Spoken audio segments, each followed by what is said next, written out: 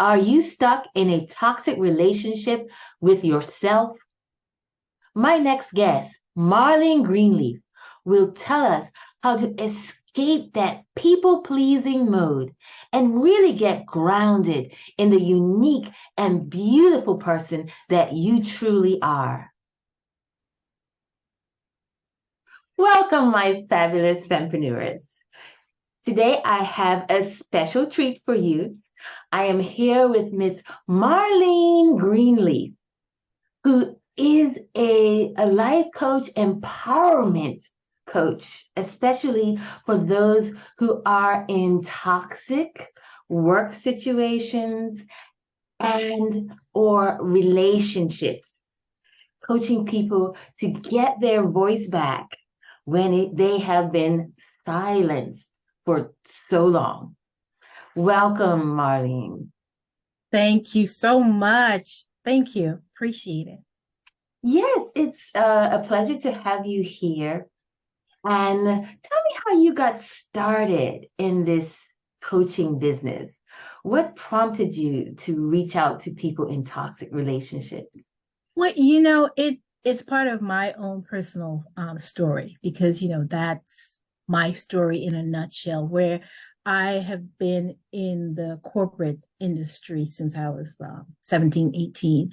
And, I work hard like everyone else. And I just didn't feel like I was getting my proper dues, my accolades, so to speak. And I knew that my work was good. The things that I'm doing, I bring value to my organization.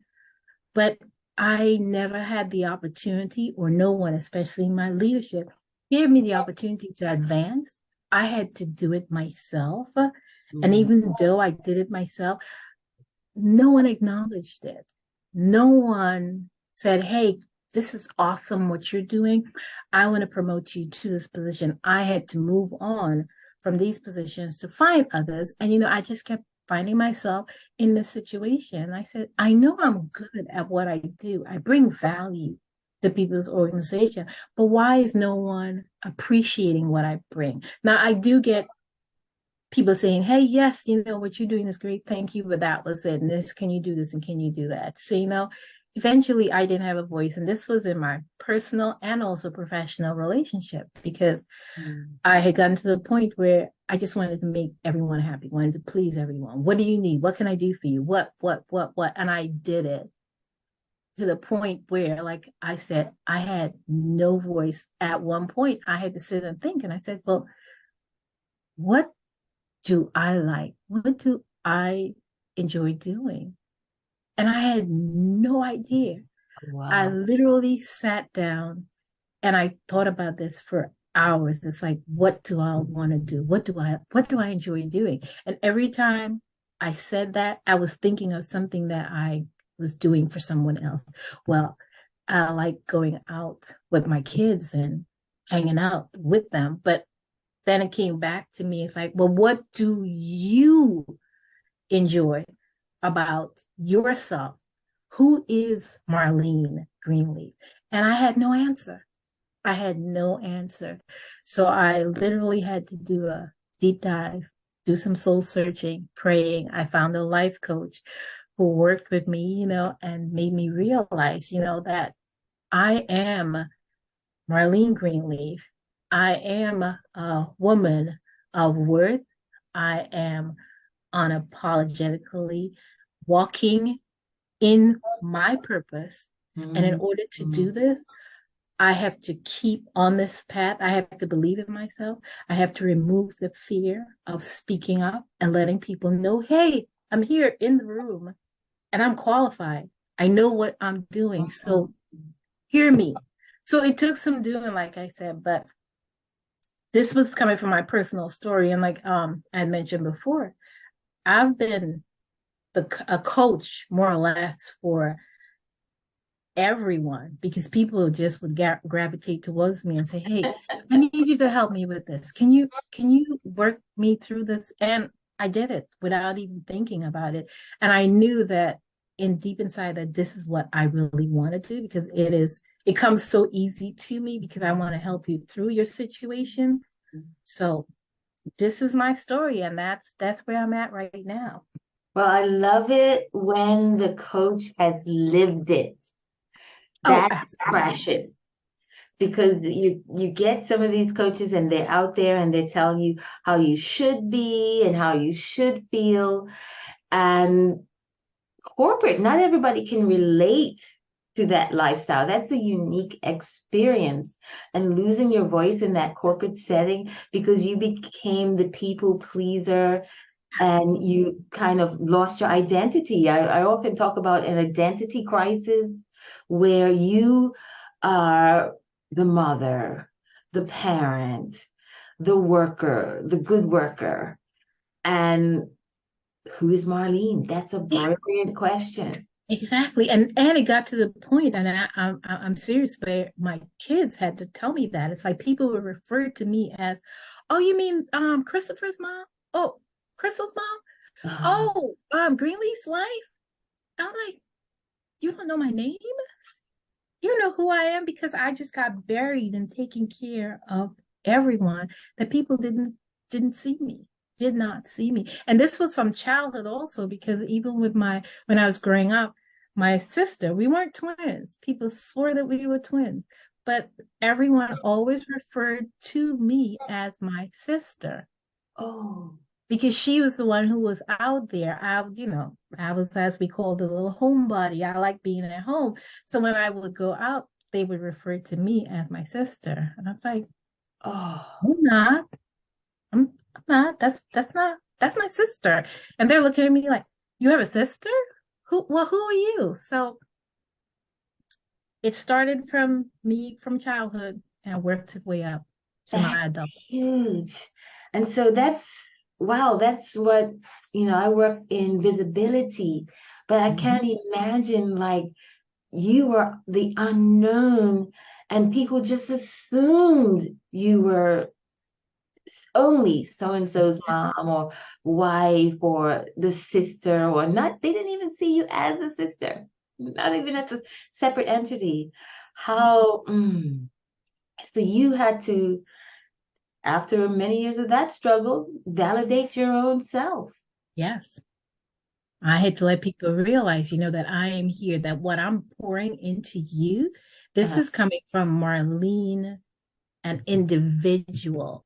This mm, is not me being the parent of or me being the friend of. This is Marleen Greenleaf. And this is how we as women, we need to find our voices, speak up for our identity because it gets lost in all of the things that we're doing for everyone mhm, else and mhm. we don't realize it. And sometimes it gets to the point, where you're depressed and you don't know what's going on, but that's Yes, because you've lost your voice.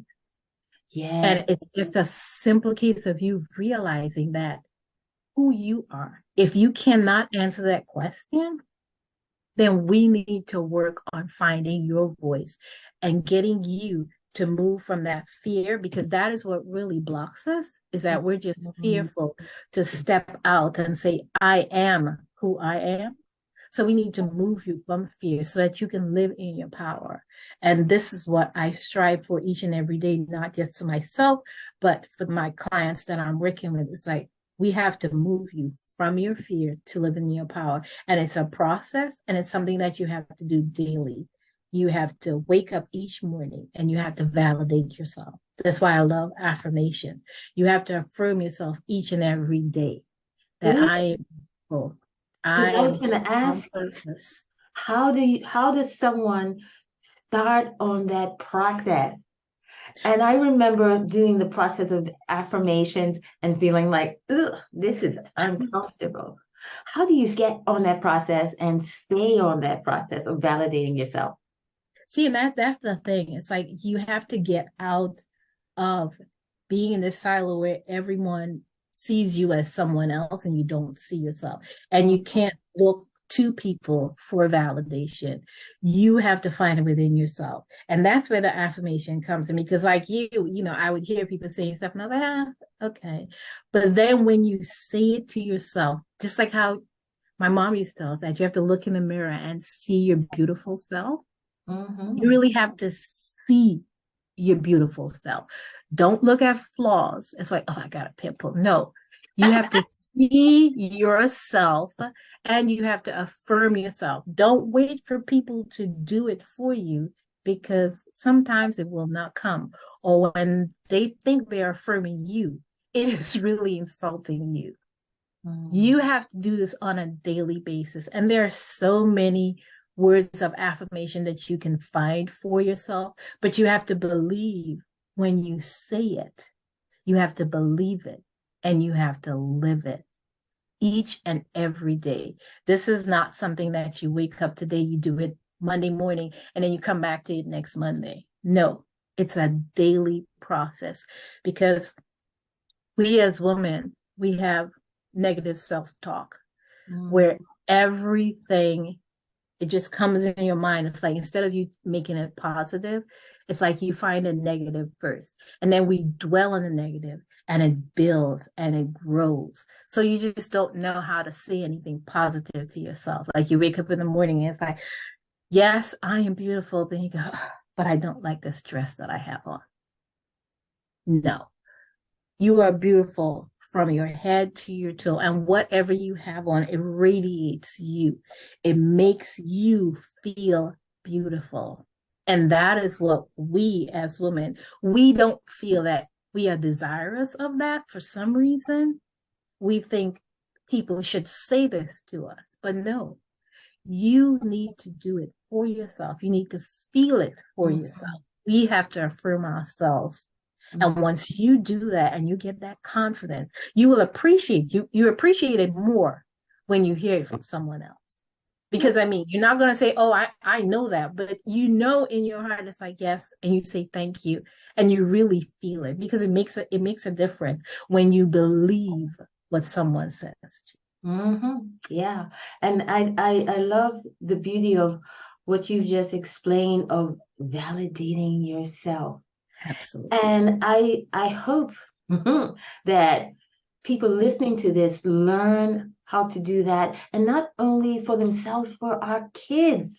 Yes. This is one of the keys of being a woman. There is so much, every time I even turn the television on, some people say, oh, I don't watch television, but if there is so much embedded into society to be critical of ourselves.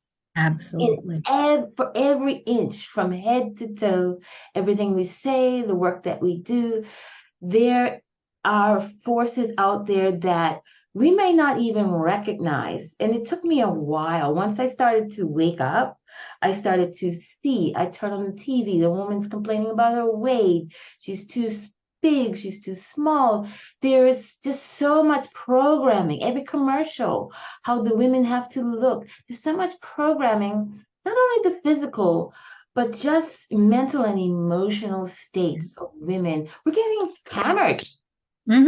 Every single day. Every day, everywhere. Yeah, everywhere you look, there's something negative about the way you look because we're not a size 0, or we don't have that long, beautiful flowing hair. It's too curly, it's too kinky, or it's too short. You look manly. There's always something out there that tells if you have the successful job. It's not enough. No. It's everything is kind of coming towards us as you're not enough. Yeah. And I understand that is in a consumerism society. It is very designed so that we're always in a state of whirl and wanting more and never feeling confident in just being. Exactly. And it takes a while. It takes a while for you to get to that level of being comfortable with yourself, because there's nothing wrong with you looking and saying, okay, I need to work out some more. But that is not a negative. That is something that you realize that you need to do. And now you're like, okay, let me find ways. What can I do to work out so I can stay healthy? I can get healthier. I realize that I can't walk five steps, or I'm out of breath. Well, I need to do something about this. But that is not a negative. That's you looking at me getting myself healthier. Mm-hmm. It's not a negative. You're not looking at like, oh, well, I'm a size 20 and this, my friend here is a size 6. Oh, I wish I could be a size 6. No, you're a size 20, but you're a beautiful size 20.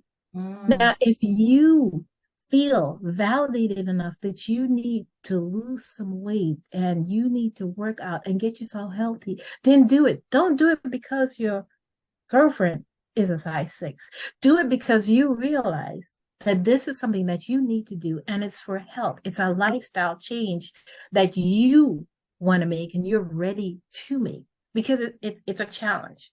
You know, Yeah. obesity is a disease and we're not realizing it because it is a disease and it's challenging if you want to lose weight, but there are things that you need to do, resources that you need to look into. But again, you can't look at the negative on it. There's nothing negative about you wanting to be healthier. Nothing. Right. And of course, again, the first step is realizing who you are as an You are. individual. And Yes. that is valid enough. Yes.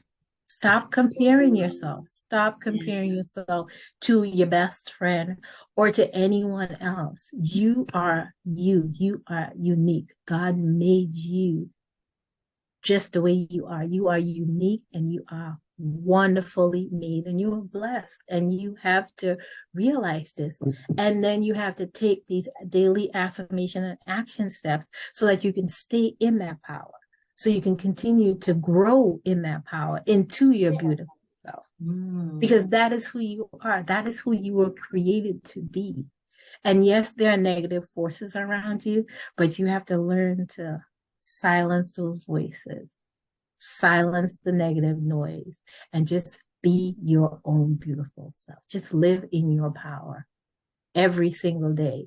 You wake up every morning with that intention to live in your power.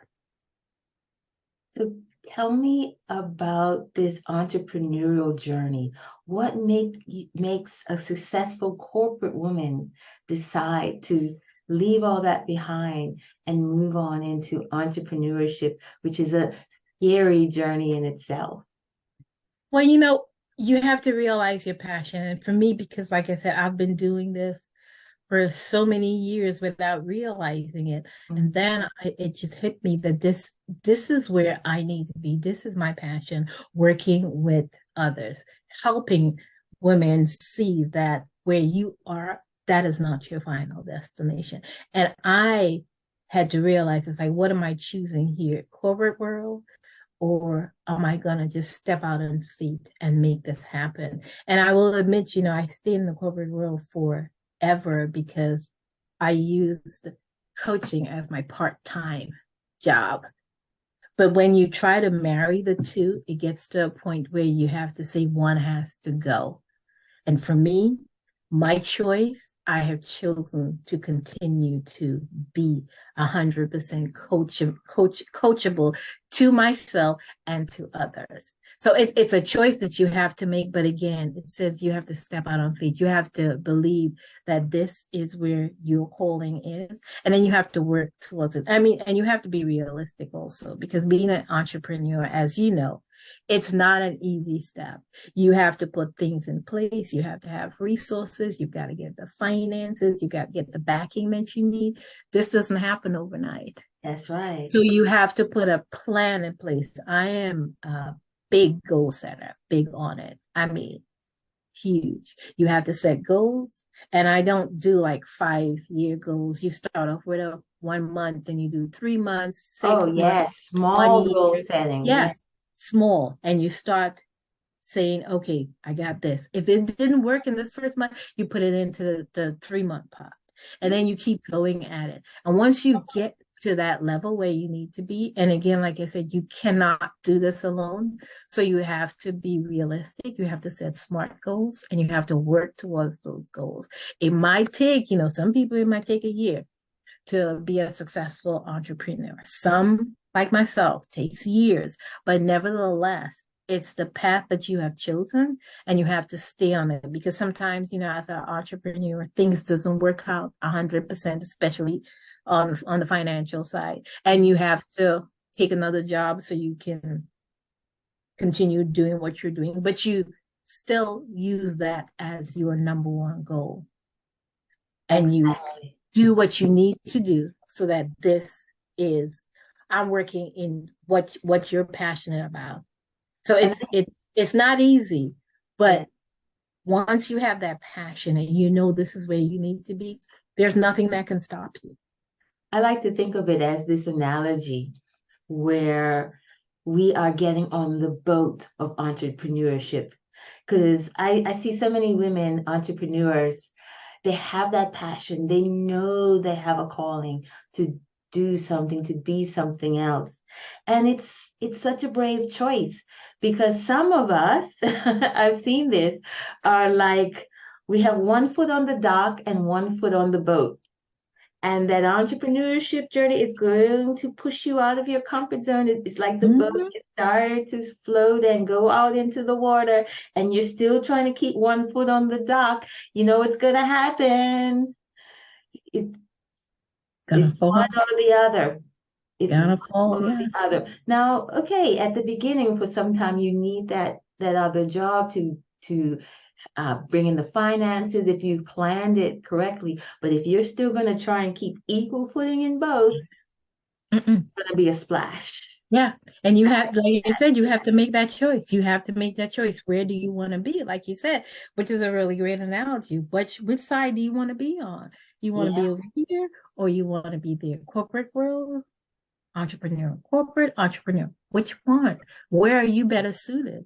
And you have to make that choice. And like I said, just like in the corporate world, when you stop and think about it, with your job, sometimes you have to change your job. You have to move on from that. And you do the research, you go out, you interview to find another job. It's the same thing with entrepreneurship. When things are not going 100% the way you want to do it, you have to stop and think. It's like, okay, what do I need to do so I can continue and be successful on this entrepreneurial journey? So you do the research and you do the work so that you can continue on. Mhm. You just can't, it's like you said, you I just like can't that. keep jumping in and jumping out, jumping in and jumping out. You have to stay the course. I like that. And what you said about goal setting, having that plan in place so that even though it doesn't work out, you have a plan, a goal, and you know which way you're going. Because once you do jump into the entrepreneurship boat, because it's a brave choice, once you do jump, it can be rewarding, but you're going to have to continue to take leaps Exactly. yourself and invest in yourself and just grow as an entrepreneur and learn other things. And it takes courage. And Yes. that's And getting there's so people much out there discouraged. that you can do, that you can learn as an entrepreneur. It's like you said, you have to be coachable, you have to be teachable, you have to open yourself up to Mhm. new ventures and experiences. A lot of times, as an entrepreneur, you think that you know everything. Well, I don't need this, I don't need this resource, but you have to be open-minded. It's like, how is this going to help me grow? Is this something that I can venture in and I can see like the positive side, how it's going to propel me in my business? So you have to be teachable and you have to realize it's like, as an entrepreneur, you have to grow. You can't stay in that one position because the world is not waiting for you. It's constant, keeps moving. So you, as an entrepreneur, you have to keep yourself elevated so you're on top of your game, so you know what's coming next, and you can best help your clients and yourself as an entrepreneur. But tell me more about what your business does, what your coaching business does. Okay. Well, as I had mentioned before, my goal as this coach, I believe in organizational leadership. So that's one of the things that I'm working on, my doctorate, to finish my doctorate in organizational leadership. But I believe in personal empowerment. And what I do as a personal empowerment coach, I want to guide you to empower you, especially like we said, when you feel stuck or taken advantage of in your Mhm. personal or professional life, but you know that you can do so much better. You're afraid to speak up and you want to move forward. You want to use your voice. You want to take action. What I do is help you to take action to show, so you can show up and be more confident, and to help you, live your life that's unapologetically you. And in doing so, there are tools and strategies that we use in my program to help you get from that once living in fear to moving into your power, because it's a journey. That's what I like to call it. It's a journey. It's something that we start together. It's a collaborative effort, because I'm not doing this telling you what to do. We work together and we define your goals. We find your values, things that make you happy. And once we find that and we define those goals, I'm looking at your, we have to find your strengths. We look at what makes you feel passionate. We want to clarify your values and redefine your success and actively visualize these goals. That is what we do in this program. And again, like I said, it's a collaborative effort. It's not something that I do where I tell you what to do. Mm-hmm. We work together to pull these things out. And once we get this, then we put together a plan where we can develop strategies and action steps to implement and refine this process. And one thing that I know a lot of us don't do in our coaching practice is to learn to celebrate small wins. Mm-hmm. And I love celebrating small wins, because it's not when you end the program, it's like, well, great, this is what you're doing. No, it's for each and every step of the way. We identify small wins and we celebrate those small wins, because this is not something, like we said, that's going to happen overnight. It's a process. So during this process, I want you to be open and realize that, hey, look, I got up this morning, I just felt great about myself for no reason. That's a win right there. Mm-hmm. Let's celebrate that win. It's something small and you don't even think about it, but that's a win. So let's celebrate these small wins while we work up to getting you to move from your fear to living in your power. It's beautiful. Celebrating the small wins. Small wins. We don't think about it. You gotta celebrate. Appreciation and gratitude in there. Yes. Absolutely. One last thing. Who is Marleen Greenleaf? Tell us about the uniqueness of you. Well, it is so funny. I was asked that question most recently. And for me, I am an empowered Black woman, adult, because I am older. Not going to say how old, I'm just older, but I am an empowered Black woman who is walking in my power. I strive each and every day to affirm myself and to live in a state of gratitude, because I wake up every morning grateful to have the opportunity to be myself and to share myself with others. I'm a mother. I'm a wife. I'm a dog parent. I have this, well, I had my little dog. She just passed away recently, but I'm not there yet, but we're working together. Another dog, and I love gardening. It is it relaxes me. Now, I'm not great with plants. I am going to be honest. I have tried, but I can kill a plant. Lord have mercy. I can relate. I can kill a plant. But when, the weather changes, I get out there in my garden and I was just actually today, I was looking at all the seeds I have and I'm putting them in. I'm like, I'm going to use this. We're going to do the basic, the tomatoes, the cucumbers, the peppers, and I'm putting it out. And I just get excited about gardening. I just absolutely love it. That is what calms me. It brings me, me one with nature, and I'm out there, and then you see from that seed where it grows and it bears fruit. And it's like, I had something to do with that. Oh my God, look at that.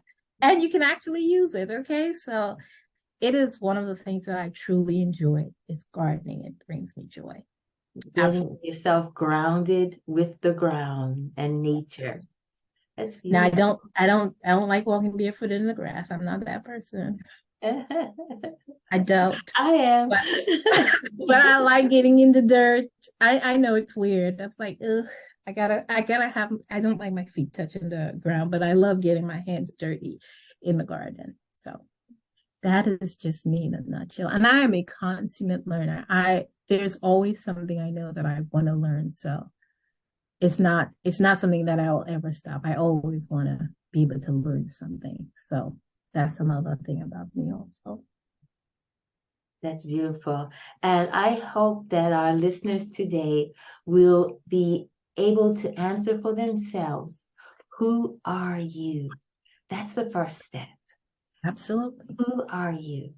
And if your answer is this, taking care of this person or from this person or this job, keep asking the question. Mm-hmm. Answer will come. It doesn't happen overnight. And if you're in a toxic situation, feeling undervalued and not having the voice that you were born with, Marleen Greenleaf is here to help you. And I just want to thank you for joining us today, Marleen. It was a pleasure. Thank you so much for having me. I truly enjoyed our conversation. Thank you. You're very welcome.